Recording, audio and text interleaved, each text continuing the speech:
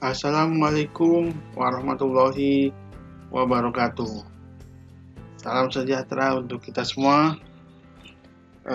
Bagaimana keadaan Anda? Apakah Anda dalam keadaan sehat semua? Semoga Anda dalam keadaan sehat tentunya ya. Baik, di perkuliahan kita awal, ya, di awal-awal pertemuan semester ini, saya sempat di pertemuan awal itu sempat membahas sedikit ya sekilas tentang Industri 4.0 ya, Revolution Industri 4.0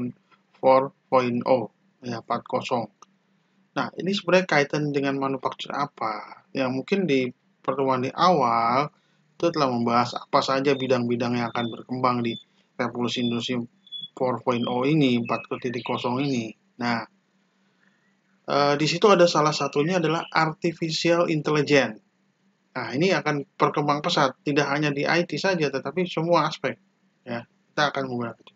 Termasuk di dalamnya nanti manufaktur, ya, akan berkembang manufaktur yang nanti eksekutif manufacturing system atau electronic manufacturing system, EMS, ya, itu juga akan berkembang lebih pesat lagi, ya. Nah, ini artificial intelligence ke dalam manufacturing atau kita nanti bisa sebutlah istilahnya intelligent manufacturing system. Nah, apa itu intelligent manufacturing system? Tentu kita akan bahas di slide berikutnya ya. Bagaimana? Oke, udah siap? Oke ya, siap. Sana, siap. Kita mulai. Disaksikan di slide berikutnya. Ya, seperti saya sampaikan tadi, kita akan membahas intelligent manufacturing system. Tapi sebelumnya mungkin kita perlu menengok sebentar apa sih sebagai konsep manufacturing. Anda mungkin kesehariannya berhadapan dengan bidang ini, ya mungkin baiknya dilihat gambar di samping ini, ya. Di manufacturing plant pada dasarnya dia akan mengolah, ya, di situ ada material, bahan baku, ada tenaga kerja, ada energi yang harus disiapkan, adalah capital ya, modal ya, capital equipment, peralatan ya, alat kerja gitu ya, termasuk di dalamnya situ ya, alat kerja buat mengolah memprosesnya.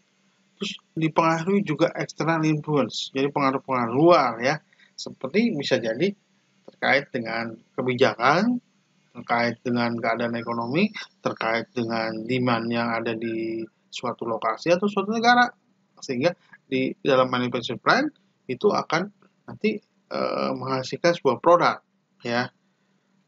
Idealnya seperti itu produk, tetapi sebenarnya dalam produk itu juga ada ya output lain ya, scrap ya, sampah atau limbah ya, limbah scrap. Jadi sebenarnya ya pasti ada dalam sebuah proses produksi itu nggak ada yang nggak ada limbahnya, yang nggak ada scrapnya. Mungkin hanya diperkecil. Mungkin di antara Anda ada yang nol sama sekali limbahnya, scrapnya. Saya yakin untuk kali ini, untuk saat ini belum ada. Oke, ya. Oke, kita tidak akan panjang lebar di manufaktur secara umum, tetapi kita akan lebih fokus pada apa itu namanya apa intelligent manufacturing system ya. Baik ya. Mungkin Anda yang terbiasa atau sehari-harinya bergelut di bidang manufacturing, yang namanya tujuan atau objektif dari sebuah proses manufacturing itu sudah tidak aneh lagi mungkin ya bagi Anda ya. Apa sih what are objective of manufacturing? Jadi di sini ada production, productivity, quality, itu adalah uh, objektif daripada manufacturing ya. Yang paling pertama dalam mendasar adalah dari manufacturing policy ada produksi. Jadi walaupun bagaimana itu, kalau sehebat apapun, kalau tidak ada produksi, tidak menghasilkan produk, itu uh, omong kosong ya. Dalam manufacturing itu nomor satunya fungsinya pasti production. Yang kedua adalah productivity. Productivity ini terkait dengan efisiensi ya. Bagaimana dia bisa meminimalisasi production cost. Nah, jadi sudah ada produksinya, barangnya bisa terbuat gitu ya. Ada produk yang dihasilkan, nanti kita mengukur juga bagaimana produktivitinya ya. Produktiviti itu nanti kaitannya dengan efisiensi ya. Sekecil mungkin lah biaya production cost-nya per satuan barang. Itu yang jadi dalam hal ini ya, ya pertimbangan ekonomi dan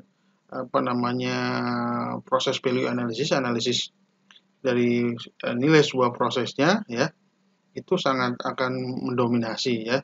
Jadi tidak akan bisa juga sebuah produksi itu dikatakan bagus, itu bagus tanpa sebuah nilai productivity yang bagus, artinya sangat efisien gitu. Nah, sangat efisien di sini. Kemudian juga ketiga adalah manufaktur juga melibatkan sisi quality ya. To assure high yield the product of kualitas dari sebuah produk itu. Ya, Anda mungkin bisa semurah mungkin cost-nya, production cost-nya ya. Artinya produktivitinya bagus. Tetapi kualitasnya juga harus dijaga, diperlihatkan ya. Nah, ya. Kemudian ini di sebelah mungkin diperlihatkan bahwa ada flexibility. Ya, flexibility ini artinya ada keluasan. Maksudnya bukan berarti ini simple lah yang tiga tadi production, productivity, quality itu fleksibel. Artinya maksudnya fleksibel itu bisa kita mengambil trade off ya. Jadi dengan ya idealnya dengan higher productivity ya, dengan produktivitas yang tinggi,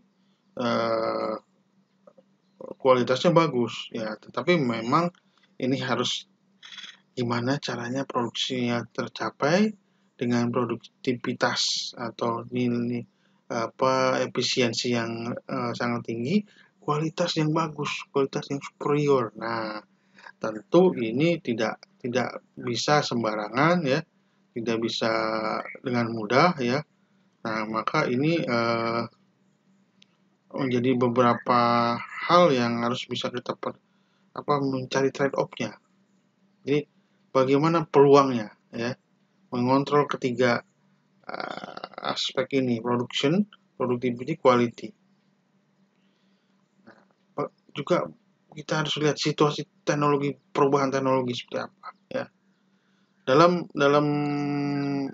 beberapa faktor-faktor kita bisa juga tadi terkait dengan kebijakan yang itu policy. Mungkin sekarang dulu sempat saya di pemerintahan sebelumnya mungkin teknologi tinggi itu malah coba dihambat karena misalkan dengan teknologi penyerapan tenaga kerja kurang. Nah, ini juga akibatnya secara efisiensi mungkin kurang efisien karena ada faktor lain, yaitu supaya tenaga kerja terserap, pengangguran terkurangi. Nah, ini sebenarnya ada jadi tadi yang eksternal influence tadi ya di dalam manufaktur juga seperti itu masih terjadi. Baik, Anda mungkin bisa melihat gambar-gambar di sebelah sini ya. What is the AI, artificial intelligence? Nah, pertanyaan lainnya adalah ada crucial intelligence, kecerdasan yang krusial seperti apa? Apakah kecerdasan buatan itu semacam yang begitu gampang ditebak sehingga kecerdasan buatan adalah god of the artificial ya, dewa daripada semua hal-hal yang terkait dengan artificial buatan. Jadi tingkatannya ini kecerdasan yang menyamai yang dikaruniakan kita sebagai manusia oleh Tuhan gitu ya. Nah, kemudian intelijen, apa ini intelijen? Kecerdasan digital ya. Apakah kecerdasan buatan atau bukan dia seperti halnya seperti ini, gambar-gambar seperti ini ya. Nah, mungkin kalau dalam industri ya, kita di sini melihatnya banyakkan robot ya. Di sebelah gambar saya ini banyak robot, tapi maksudnya adalah lebih banyak di industri itu kecerdasannya biasanya mengasosiasikan dengan robot untuk memproduksi ya. Jadi biasanya kita suka suka identikan bahwa artificial intelligence kecerdasan itu dengan robot. Karena apa? Robot itu ya dianalogikan seperti manusia, bisa bergerak, bisa melakukan tindakan gerakan seperti manusia. Cuma, nah ini selama ini dia terlalu manual, misalnya di remote kanan kiri, kiri dia akan gerak ke kiri, ke kanan ada remote. Tetapi ini dengan ditanamkan sebuah kecerdasan buatan, si robot ini sudah tidak menggunakan atau dikontrol sama manusia. Tentunya diprogram awalnya, tetapi maksudnya tidak manual mengontrolnya. Dia akan beradaptasi. Dia dikasih sebuah kecerdasan yang namanya kita kenal artificial intelligence, kecerdasan buatan itu. Ya, seperti itu. Mungkin dalam biasanya ini udah diterapkan di dalam games ya. Dalam game juga. Ya, sebenarnya di film-film juga suka Anda mungkin melihat seperti itu ya. Apakah ada semacam celah-celah ketidaksempurnaan? Ya, tentu ada pastinya ya. Contohnya seperti itu ya. Oke, mungkin kita lanjutkan nanti di slide berikutnya. Ya, apakah sebenarnya ini gambar-gambar itu ini hewan-hewan ini juga punya kecerdasan? Ya tentu, jadi punya. Tidak hanya sekedar gambar yang tadi robot dan segala macam ya. Hewan yang di sebelah ini juga mempunyai tingkat kecerdasan. Tapi apa kaitannya atau bagaimana kita bandingkan dengan robot tadi? Tentu kalau kecerdasan hewan mungkin bisa kita kontrol juga dengan misalkan ada pawang ular, ada pawang gajah, ada pawang harimau dan segala pawang-pawang yang lain ya. Mungkin tidak termasuk pawang hujan di sini. Nah, ini berarti kita ingin robot yang benda mati tadi itu dimasukkan sebuah kecerdasan ya, layaknya kita manusia ataupun ya hewan-hewan tadi juga seperti tadi. Nah, tadi mungkin kita bicarakan robot, kita bicarakan kecerdasan robot, kecerdasan dari binatang juga gitu ya. Nah, sebenarnya what is the intelligence-nya sendiri ya? Oke, mungkin kalau dari definisi yang di sini ya, kita bisa melihat bahwa yang namanya intelijen itu kecerdasan itu ya, balik lagi adalah kemampuan untuk memperoleh dan menerapkan pengetahuan dan keterampilan ya. Intelligence is the ability to acquire and apply knowledge and skill. Kalau dari yang ini yang pertama ini ya, seperti itu ya. Kemudian juga selanjutnya adalah intelligence is defined as general cognitive problem solving skill or mental ability involved in the reasoning. Jadi kecerdasan didefinisikan sebagai keterampilan pemecahan masalah kognitif umum dan kemampuan mental yang terlibat dalam penalaran reasoning itu ya. Ya, kemudian juga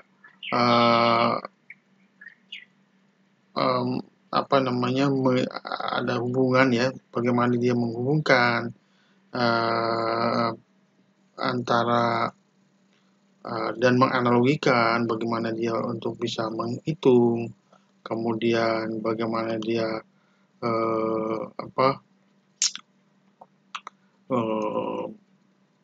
belajar dengan cepat, memahami sesuatu dengan cepat gitu ya, memahami sesuatu dengan cepat ya. Nah, itu juga suatu intelijen kecerdasan. Nah, seperti itu. Jadi kalau kita bicarakan masalah itu ya, bagaimana dia tadi ya bisa menghubungkan satu kaitan dengan lain, menganalogikan, menghitung, belajar, kemudian ya Tentunya ujung-ujungnya nanti dia berpikir, belajar, dan bertindak sesuai dengan situasi dan keterlibatan dia dalam konteks apa gitu. Nah, jadi seperti itu kurang lebih ya. Jadi kemudian juga bagaimana dia menerapkannya. Yang penting bagaimana menerapkan kecerdasan itu, bagaimana dia juga menerapkan ya, bagaimana dia menerapkan atau bagaimana dia juga bisa beradaptasi ya. It can also define as the ability to adapt the change in environment, beradaptasi dengan lingkungan.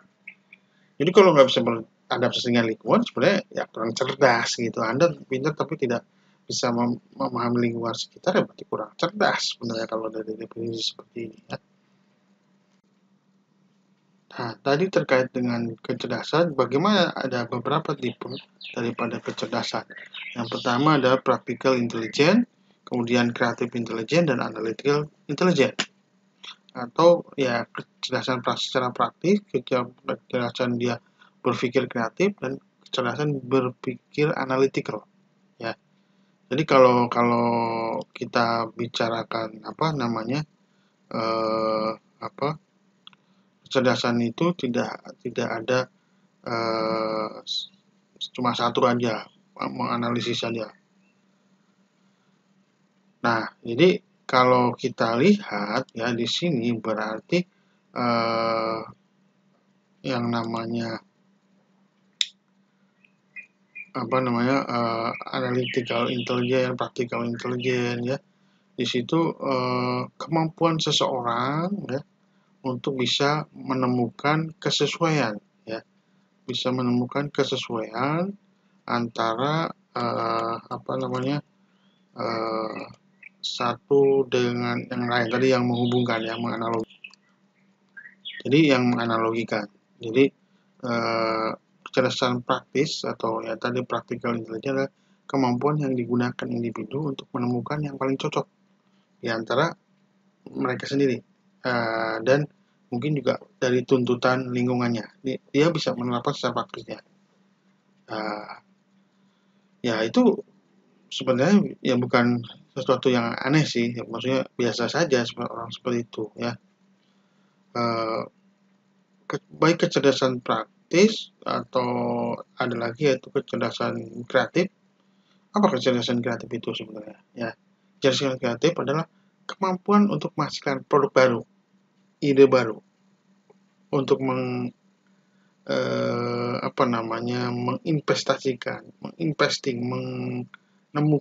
sesuatu yang solusi yang baru gitu ya, baru. Nah, ya artinya ada masalah, dia bisa dengan kreatif bisa menghasilkan ide-ide baru untuk suatu problem solving tertentu. Ya, kalau tadi lebih kepada praktikal itu kepada dia bisa menerapkan dan beradaptasi dengan lingkungan sekitarnya. Oh kayak gini loh, saya punya pengetahuan ini, cara buka baut ini kayak gini, buatan ini seperti ini. Nah, ketika di lapangan dia bisa mempraktekkan dan beradaptasi. Oh, kemarin belajarnya baut tipe 10 gitu ya, sekarang 14 ya, sebenarnya sama aja. Cuma bedanya kunci pasnya. Nah, itu practical intelligence. Sementara kalau ada permasalahan yang timbul, cuma dia tidak sesimpel tadi. Ini pakainya bukan pakai kunci pas 10 tapi 14, bukan itu. Tapi dia punya solusi-solusi alternatif yang mungkin belum teruji sih sebenarnya, tapi dia sudah punya ada ide untuk menyelesaikan permasalahan itu. Nah, ini juga kecerdasan kreatif. Jadi kecerdasan kreatif tuh nggak sekedar yang bisa animasi, yang bisa puisi atau kayak gitu, yang bisa gambar, bukan. Jadi kreatif itu tidak dibatasi definisi seperti itu. Jadi kemampuan kreatif itu menemukan ide-ide solusi baru ya. Jadi biasanya kecerdasan ini ya tentunya tidak berdiri sendiri atau tidak muncul tiba-tiba. Ini kan biasanya harus ada yang memotivasi. Nah, selanjutnya adalah analytical intelligence. atau kecerdasan analitik. Ini adalah kemampuan dan di mana adalah kemampuan dan mengevaluasi ide, kemudian memecahkan masalah dan mengambil keputusan. Nah, ini mungkin di atasnya tadi yang setelah kreatif, dia punya solusi ide baru, dia juga akhirnya bisa menganalisa ide tadi. Bisa nggak? Masuk akal nggak? Mungkin idenya boleh tadi disampaikan di kreatif analytical. Tapi ternyata mungkin idenya itu belum masuk, belum bisa diterapkan. Dia punya ide lain, ya. Ada beberapa ide ya, bisa diambil idenya. Ini harus dimiliki oleh seorang pimpinan nih. Anda sebagai nanti setelah lulus ini kan magister kan tentunya akan membawahi di para bachelor, para sarjana, para diploma 3, para ya sarjana gitu ya, atau operator yang dari SMK gitu. Nah, ini harus Anda bisa mengevaluasi walaupun idenya dari bawah gitu ya. Memecahkan langsung mengambil keputusan ya. Kurang lebih sih. Jadi itu ya kurang lebih seperti itu. Oke, baik. Tadi sudah saya bicara panjang lebar tentang ada beberapa kecerdasan. Sebenarnya di dalam manusia ada kecerdasan apa aja ya. Nah, dalam manusia sebenarnya kebetulan saya juga ada tulisan saya mengenai ini ya. Di tahun berapa saya lupa, 2012 atau saya lupa lah. Tulisan paper saya mengenai kecerdasan multiple intelligence. Nah, ini ada 1, 2, 3, 4, 5, 6, 7, 8, 9 ya. Sebenarnya ini ada ya 9 ya. 9 kecerdasan. Ini namanya multiple intelligence atau bahasa Indonesia kecerdasan jamak. Jadi manusia itu tidak hanya diukur kecerdasannya berdasarkan, biasanya orang terlalu satu fokus, logical and mathematical, iya kan? Tapi sebenarnya ada ke-8 lain. Ada kecerdasan natural, musikal, ya, attentional, interpersonal, body kinestik, linguistik, bahasa juga, spasial. Spasial itu bisa membayangkan tadi kan itu. Ini bangunannya seperti apa, membayangkan geometrical tanpa Anda melihat langsung ya. Banyak orang yang saya temui secara analytical, secara logikal, matematikanya bagus, tapi ketika dihadapkan pada dia suruh membayangkan dimensi ruang dan segala macam, nol besar. Artinya mungkin kurang begitu. Jadi sebenarnya Anda jangan pesimis kalau misalkan wah ini mah matematikanya kurang. Mungkin kecerdasan lain Anda lebih daripada yang lain. Nah, ini saya pernah ada paper saya mengenai ini, yaitu bagaimana game untuk bisa meningkatkan multiple intelligence ini. Ya. Oke, kita lanjut ke slide berikutnya saja. Nah, kita bisa melihat artificial intelligence di mana aja di dalam kehidupan sehari-hari. Sebenarnya banyak. Ya, di sosial media. Mungkin sosial media nih ya. Anda jangan heran ketika ada Facebook Anda atau IG Anda atau ya sosial media Anda lah. Tiba-tiba menawarkan suatu produk tertentu di mana Anda 2 jam yang lalu misalkan atau beberapa jam yang lalu Anda melakukan suatu transaksi di toko online misalnya Shopee atau Tokopedia. Kemudian Anda muncul iklan yang barangnya atau produknya sama dengan yang Anda beli jenisnya. Atau tiba-tiba Anda suggest friend teman ya, suggested friend ya. Walaupun Anda nggak mencarinya, kok tiba-tiba pas gitu dengan teman SMA saya, teman SD saya, atau mantan saya gitu misalnya. Ya. Itu kenapa? Ya itu menggunakan artificial intelligence. Dikaitkan beberapa link tertentu, misalkan Anda friend of the friend, semua, dan kemungkinan yang ada, misalkan ada sisi satu, misalkan di situ ada schoolnya sama. Ya itu jadi suggested friend. Nah itu. Mesin pencari. Mesin pencari atau Google Search juga sama pasti pakai atau digital voice assistant. Ya. Ya mungkin sekarang nggak pakai asisten, tolong ini kan ya. Tapi dengan voice recognition cuma kita bilang play, stop, ternyata alat banking ya. Banking di mana Pak? Ininya coba artificial intelligence-nya? Ya banyak sih, misalkan di di ATM ya kan, dia bisa baca. Sekarang ATM nggak hanya nggak hanya tarik uang, tapi store kan. Dia baca mana 50.000, mana 100.000, mana 50 ribuan palsu gitu kan. Kemudian Amazon Recommendation ini sebenarnya sama dengan sosial media ya. Sama smart personal assistant juga sama. Hal-hal yang jadi kebiasaan Anda biasanya disuggest, disarankan itu. Nah, kalau saya melihat dari suatu definisi textbook sebelah sini diperlihatkan ya, bahwa definisi artificial intelligence, itu typo ya. Artificial intelligence is the ability of the computer program or machine to think and learn. Jadi di sini kemampuan program komputer atau mesin untuk berpikir dan untuk belajar. Ya. Jadi dalam hal ini kita bisa juga melihat itu membuat bagaimana field of study, jadi bagaimana kajian untuk mencoba komputer itu cerdas, jadi komputer cerdas, jadi sehingga komputer itu bisa bekerja dengan sendirinya tanpa kita lakukan pengkodean atau memberikan perintah.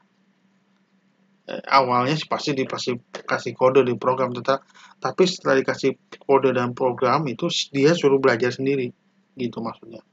Bukan berarti tidak jangan diperintah jalan sendiri, nanti kayak jalangkung gitu ya, bukan. Tetapi maksudnya mungkin awalnya tetap kita kasih program, kita kasih instruksi, tapi dari program itu kita programming supaya dia bisa melatih kecerdasannya sendiri.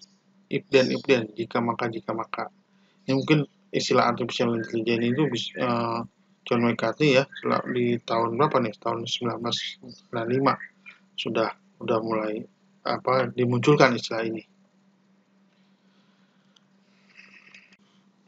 Nah, jadi artificial intelligence ini sebuah area atau bidang dari sebuah ilmu komputer yang menekankan pada bagaimana kreasi daripada mengcreate sebuah mesin yang pintar yang bisa bekerja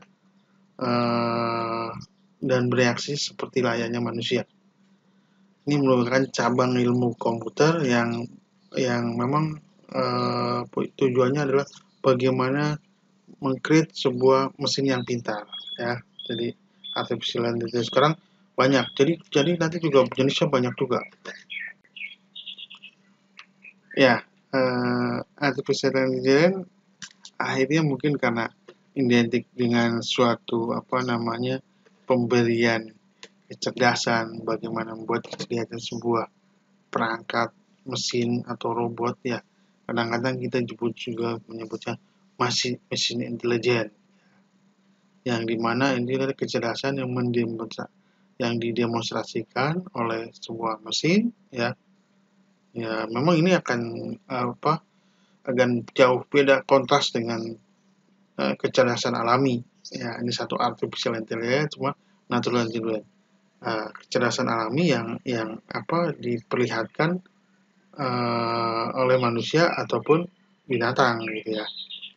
Sebuah mesin dengan kemampuan untuk bisa fungsi-fungsi kognitif seperti dia dapat bisa memahami, mempelajari dan melakukan suatu penalaran dan melakukan suatu tindakan suatu problem ya, sehingga itu bisa disebut juga sebuah kecerdasan buatan gitu yang memahami, belajar, melakukan suatu penalaran, reasoning, itu kan sifat-sifatnya daripada natural intelligence yang ada di manusia.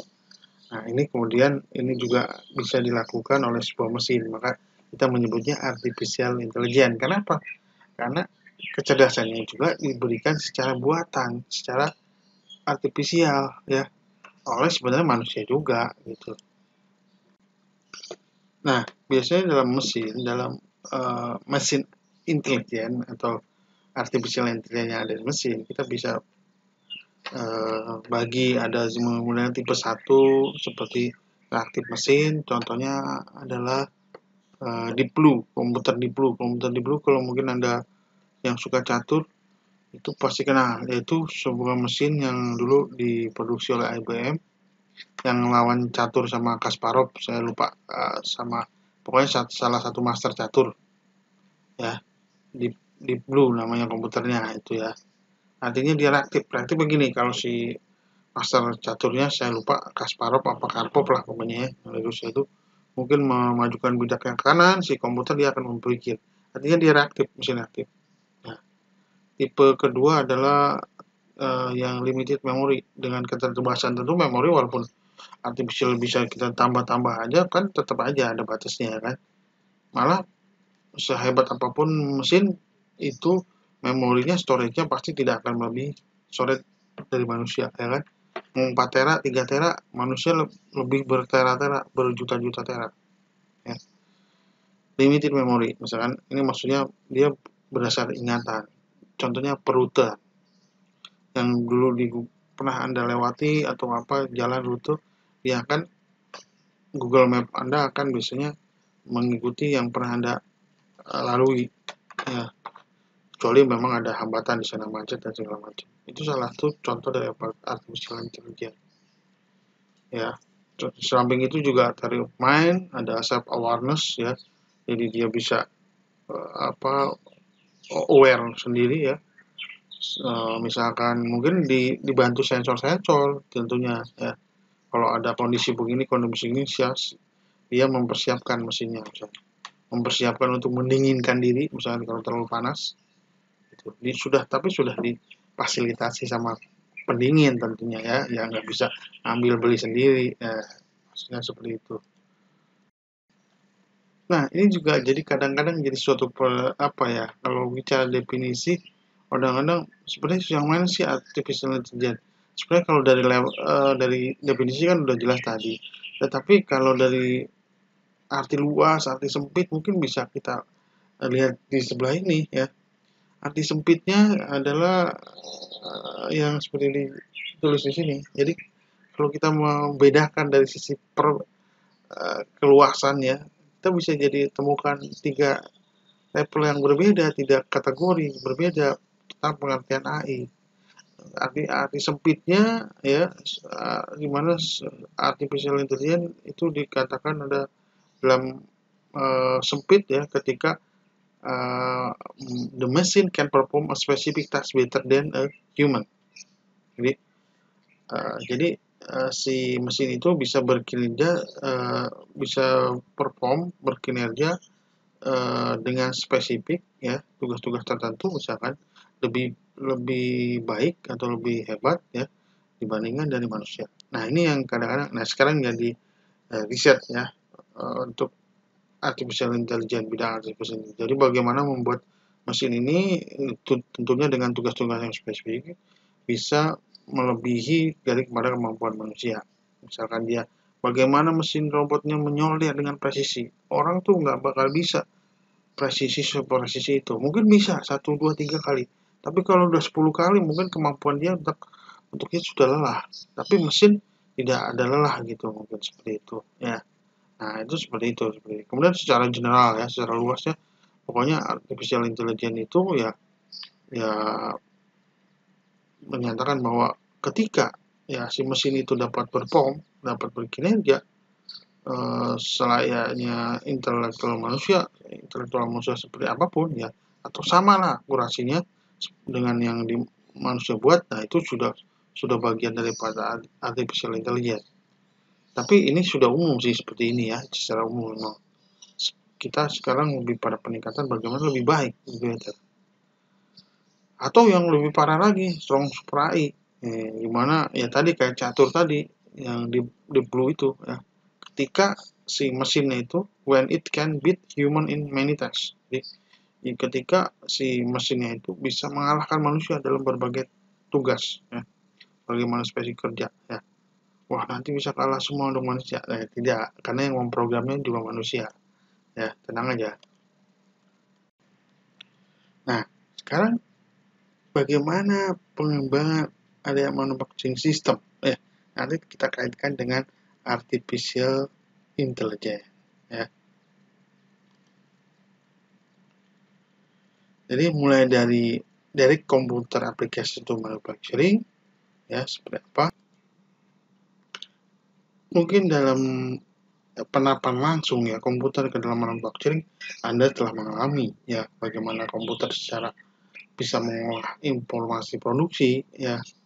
Nah, dalam manufacturing mengolah informasi produksi hari ini berapa, kemudian target berapa dan segala macam ya.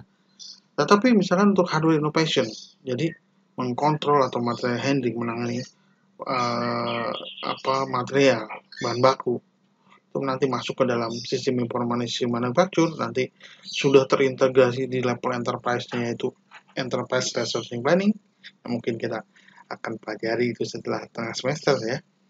Ada material selection dan processing. Jadi sekarang misalkan artificial intelligence dengan teknologi sensor juga sudah bisa menseleksi material mana plastik, mana kabling atau kaca gitu ya, mana warna biru, mana warna hijau, sehingga itu tidak lagi dengan manual, sehingga dalam nanti proses manufacturingnya lebih gampang. Misalkan Anda lini produknya banyak gitu, yang oranye, yang merah gitu misalkan ya, produknya ada warna segala macam, itu tidak disortir oleh manusia lagi, tetapi sudah menggunakan robot yang tentu dilengkapi sensor-sensor, misalkan warna atau bahan ya. Dia bisa bedakan plastik, dia bisa bedakan gelas gitu, kaca ya. Kemudian untuk quality assurance, untuk penjaminan mutu, itu juga ada checking misalkan kadar airnya harus seperti ini, produk itu harus kering, nggak boleh kadar airnya melebihi sekian persen ya, atau tingkat ketinggiannya harus gini, dimensi produknya harus seperti ini sudah pakai sensing semua, tidak ada diukur-ukur lagi ya. Terus mungkin kalau tidak cocok, tidak sesuai dengan ini, dia langsung memisahkan diri. Maksudnya produknya dipisahkan antara apa yang kualitinya baik dan boleh dibilang yang reject gitu ya kalau istilahnya.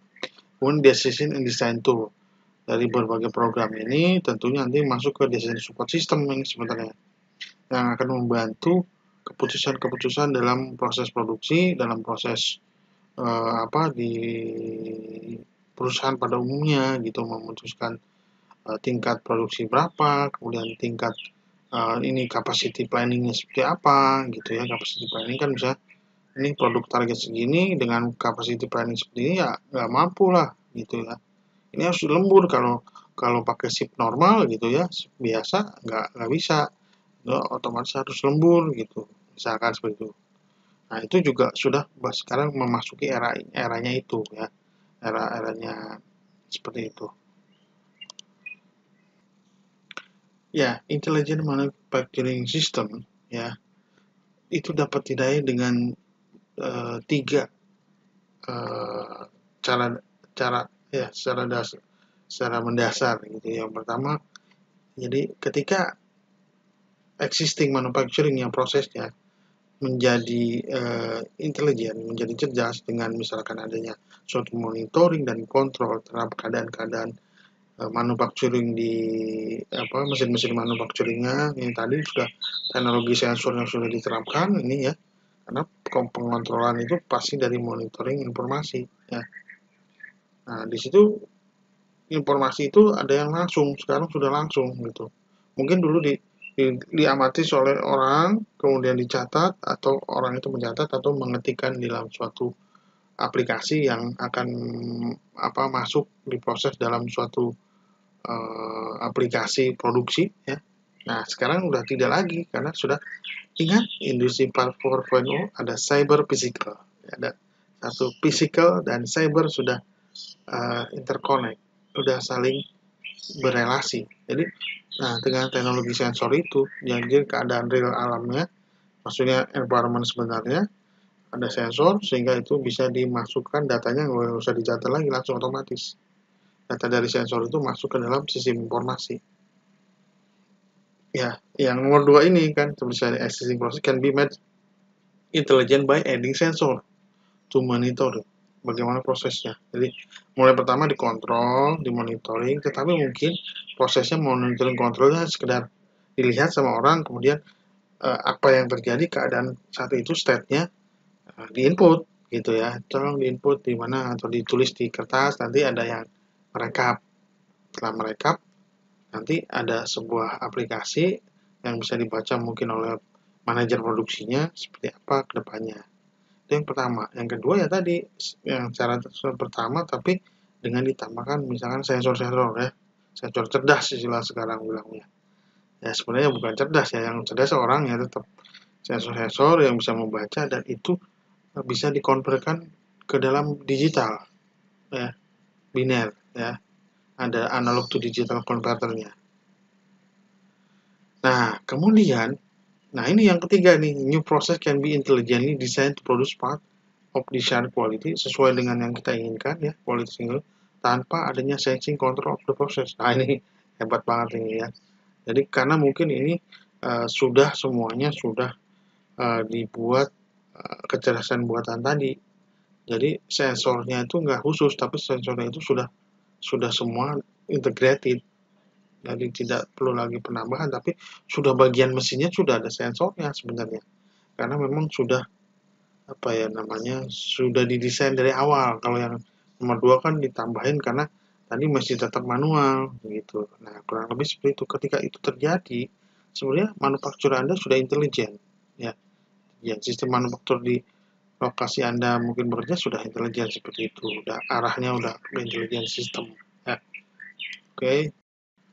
Nah, samping 3 tadi ya sebenarnya bagaimana kita mencirikan itu namanya intelligent manufacturing system.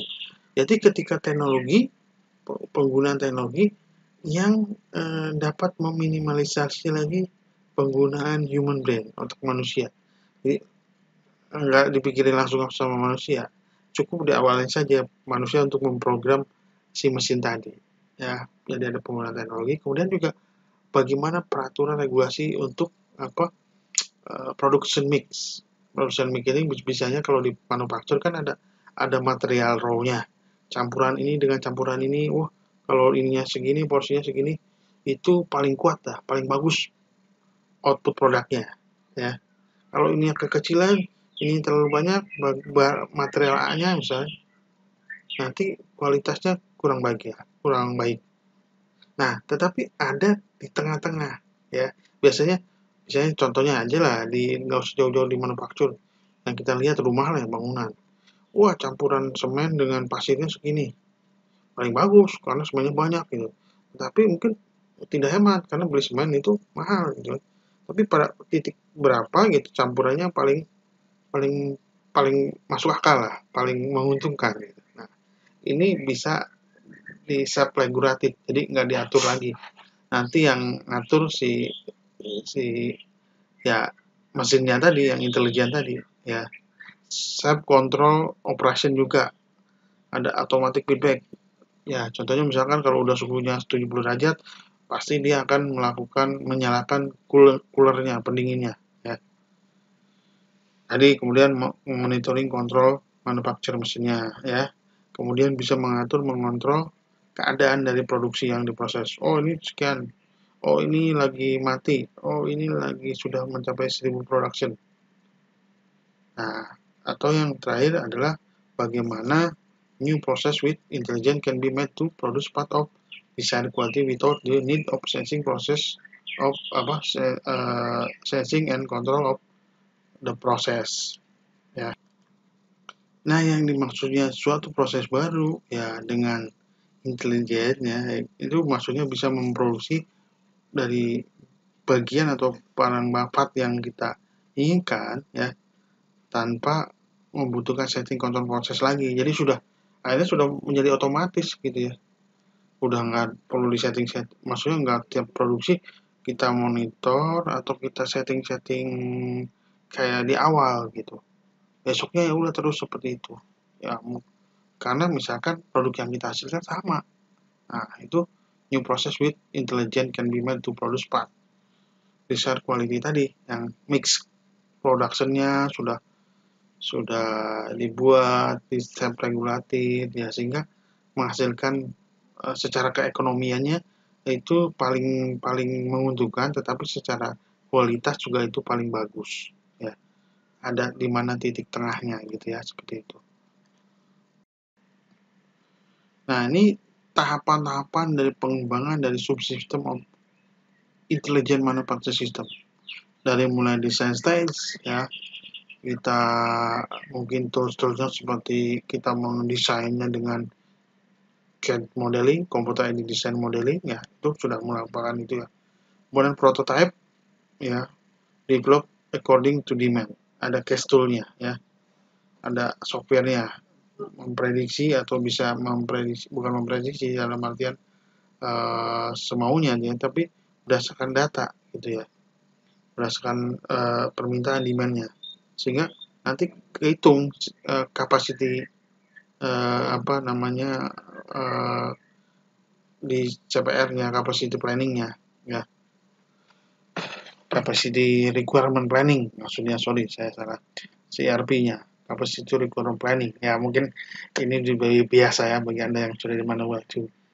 Jadi tadi menghitung berapa kebutuhan sumber daya mesinnya segala macam. Kemudian tahap 3 ada program stage ya, ini develop on live teknologi yang saat ini lagi. Bisa jadi ini kita hire vendor ya. Kemudian proses stage. Nah, misalkan dalam penjadwalannya nanti produksinya seperti apa ya, penjadwalannya. Tadi saya dengan apa, misalkan demand-nya memprediksi kebutuhannya seperti apa untuk bulan ini, bulan ke depan gitu ya. Ketika nanti penjadwalannya itu bisa juga dengan misalkan algoritma genetik algoritma, macam-macam lah algoritmanya ya. Ada logic tool, kemudian ada juga yang namanya progressive stage development ya. Bagaimana ketika machining atau mulai proses dilaksanakan gitu, kemudian di situ bukan muncul sih, masuklah artificial intelligence ya, pengembangan tadi sensor seperti apa, nanti mulai diprogram. Kemudian dalam material handling ya, tadi ya, bahan materialnya, bahan bakunya, raw materialnya ya, bisa memisahkan antara tadi yang jenis plastik dan beling kaca gitu ya. Mungkin masih pakai mekatronika itu ya, sensor-sensor manual juga nggak masalah ya. Sistem penyimpanannya, ada inventorinya ya, sistem nanti kaitannya dengan just in time ya, supaya tidak terlalu menumpuk di gudang. Nah, baru produknya sudah jadi, marketingnya seperti apa ya. Tadi berdasarkan marketing parameternya, satu berdasarkan demand yang ada di nomor 2 tadi, stage prototype, developed according to demand ya, sehingga nanti tidak sia-sia nih produknya yang dihasilkan sesuai dengan kebutuhan pasar, demand-nya. Jadi nggak nanti numpuk di gudang persediaan produk yang belum terjual ya. Nah, oke. Mungkin gambar Anda di sebelah sini bisa dilihat mana? Yaitu gambar apa? Ya, kursi, betul ya. Macam-macam. Jadi impact AI dalam manufacturing nih contohnya ya. Ketika ini kursi yang seperti ini ya, walaupun yang ujung sana mungkin agak sedikit ekstrim ya. Seperti itu ya. Buat apa coba kursi seperti itu? Nah, tapi itu belum ada apa-apanya ya. Ya, ini sebenarnya kursi tetap ya. Permintaan akan kursi ya pada awalnya seperti ini, mungkin yang itu agak ekstrim akhirnya ya. Yang dua ini ya. Tapi ketika ada permintaan ini, kemudian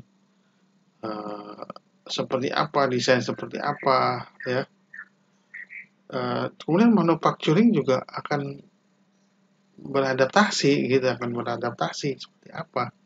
Nah, ini tentunya contoh ya, nanti ketika ada misalkan dalam bentuk cetakan, molding ya, bentuk kursi-kursi mungkin nggak kayu lagi ya, seperti itu ya, seperti itu. Nah, ini akan mempengaruhi ya, daripada bagaimana kita mesti beradaptasi terhadap situasi. Itu maksudnya dari situ dulu ya. Bagaimana kita menjadi seorang intelligent man ya, yang cerdas, efektif ya. Kalau dari situ kita mungkin dari sisi melihat itu ya kursi gitu ya, itu kursi ya, ada macam-macam karena tentu juga ada namanya demand yang berbeda-beda ya, betul kan? Demand yang berbeda-beda, bentuknya beda-beda, diaplikasikan berbeda-beda. Nah, jadi dari situ kita bisa melihat bahwa nanti perkembangan seperti itu. Kalau melihat hanya pikirannya kayu, ya mungkin bisa kita produsen lain, manufaktur lain ya, bisa membuat produk-produk yang lebih berbeda ya. Jadi itu harus misalkan desainnya tetap harus cepat berubah. Kita harus menggunakan software untuk mendesain, nggak bisa manual kayak tukang kayu biasa gitu ya. Nah, seperti itu. Ya, mungkin di slide berikutnya nih saya lebih ekstrim lagi nih kursi-kursinya. Nah, Anda bisa melihat sebelah itu ya, sebelah ini. Mungkin desainnya akan berbeda atau bikinnya di manufakturnya akan berbeda. Coba kalau dengan kita bayangan cuma hanya bahannya kayu. Nah, yang hitam itu ya, itu kan perlu kayu ini kan pakai, dia bisa jadi dibuat oleh additive manufacturing atau 3D printing. Yang merah seperti ini juga bisa 3D printing, mungkin cepat. Ya, mungkin masih pakai molding cetakan, tetapi sekarang udah dengan yang merah kayak dan hitam itu udah nggak perlu. Nah, itu contohnya kalau tidak menggunakan misalkan dalam manufacturingnya masih konvensional. Anda harus tetap membuat cetakannya, moldingnya, sebentar teknologi untuk mendesainnya sekarang sudah ada additive manufacturing yaitu 3D printing. Mungkin di pertemuan awal pernah saya bahas itu sedikit lah ya. Nah, bagaimana kita mengimplementasikan intelligent system solution ini? Langkah-langkahnya seperti apa? Apa yang harus kita lakukan? Ya, langkah yang harus kita lakukan atau step-step yang kita lakukan adalah bagaimana memilih software ya yang ada yang akan memasukkan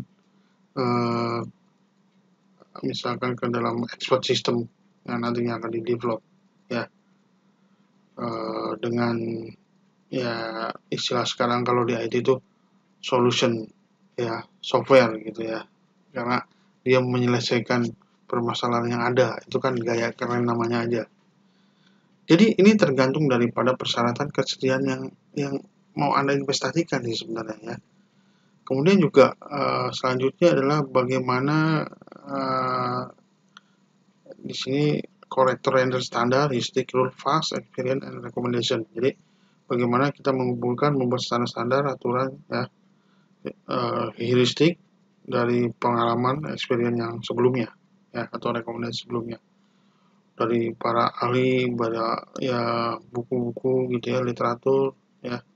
Kemudian juga akhirnya kita memilih juga sistem yang paling banyak orang lakukan seperti apa sih, dan setelah itu berikutnya adalah mengatur complete set ya, seperangkat aturan yang lengkap yang mengatur setiap tas ya yang ada di nanti di sistem manufakturnya seperti apa, manufaktur sistemnya. Dari situ kita bisa mendeskripsikan, bisa menjelaskan secara formal ya, bagaimana perangkat lunak itu bekerja, memproses ya, seperti itu. Kita harus paparkan juga ya, kita sosialisasikan mungkin, karena nanti semua komponen yang di manufacturing harus mengetahui. Kemudian kita berikutnya adalah ya kita buat daftar fitur-fitur atribut bagian yang akan kita kumpulkan lagi. Jadi sehingga kita harus merumuskan kembali aturan mainnya ya. Mungkin ada perbedaan ya, seperti dengan aja mengimplementasikan intelligent manufacturing system ini ya. Kemudian juga hal lain yang harus dipertimbangkan, misalkan di sistem manajemen industrinya seperti apa ya. Nah, terlepas dari itu ya, dari model seperti tadi ya, bagaimanakah itu masih relevan dengan yang sistem yang lama atau sudah nggak relevan? Kalau tidak relevan berarti kita harus membuat sesuatu yang baru sekali gitu ya. Nah, kemudian yang selanjutnya adalah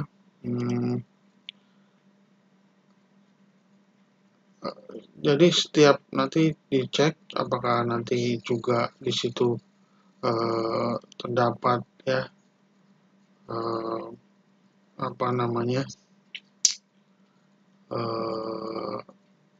pengaruh-pengaruh bagaimana implement inference engine ya, untuk menemukan solusi ya.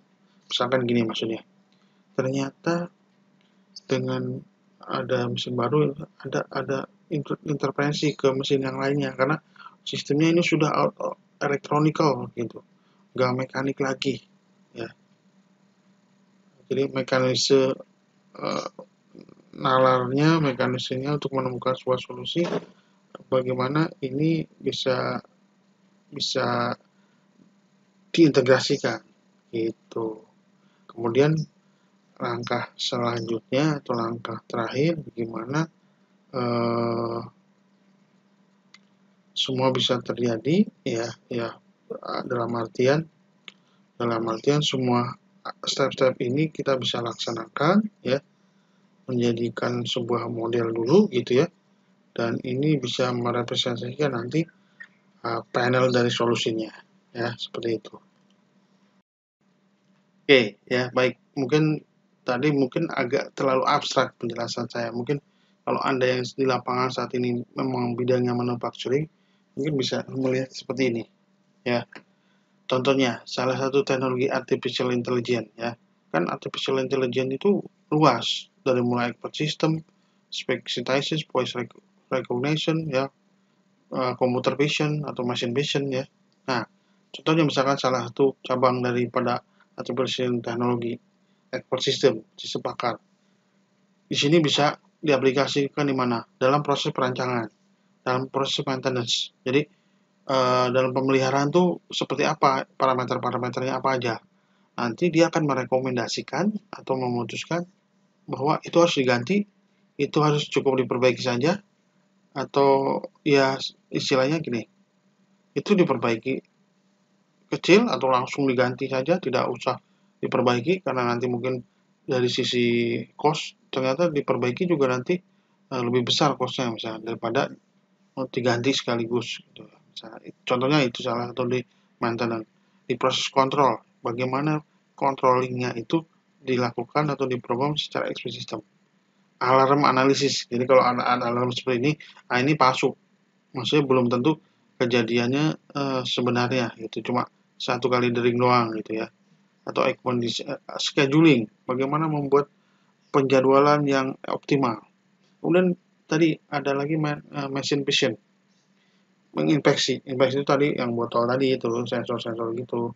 Botol, misalnya ada yang plastik, ada yang beling, itu inspeksi pakai machine vision. Jadi sensornya kita training, kita lakukan pemrograman di situ untuk bisa menginspeksi dan mengidentifikasi. Atau bisa mengukur kalau yang panjangnya sekian reject, misalkan gitu. Dari kamera ya. Kemudian teknologi robotik ya, contohnya pengelasan. Orang mungkin ngelas yang terlalu presisi atau terlalu berbahaya untuk dilakukan orang, kita lakukan dengan robot gitu ya. Untuk perakitan, untuk pengecatan, mungkin dengan robot lebih presisi, lebih rapi, lebih irit ya. Dan satu lagi keuntungannya apa? Robot tidak mungkin demo ya, dan tidak mungkin minta THR itu ya. Kemudian natural language processing untuk database-nya, pengolahannya, voice recognition, jadi nggak usah terlalu diketik, semua bisa mungkin pakai voice ya.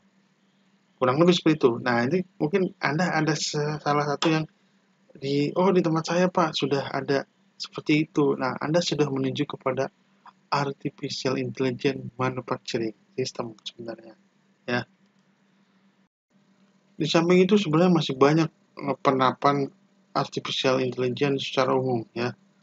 Tadi ya, dalam maintenance ya, fault diagnosis, and refill. Jadi kapan mesin harus diganti, kapan harus diperbaiki, kapan harus di maintenance rutin ya.